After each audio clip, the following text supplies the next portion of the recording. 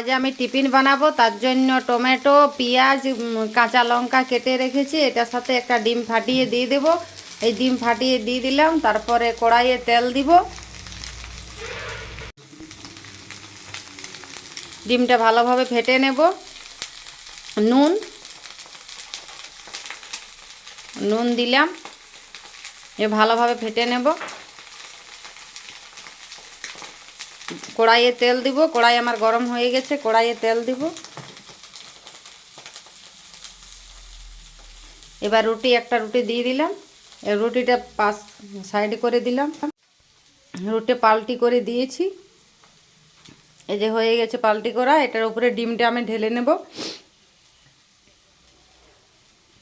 ডিমটা ঢেলে দিলাম। এবার একটা রুটি আরও ঢাক দিয়ে দেবো এটার উপরে।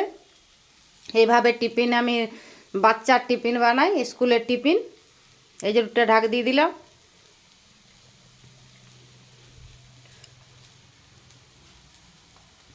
এইভাবে হয়ে গেল আমার টিফিন। এই দেখো টিফিন তৈরি হয়ে গেল।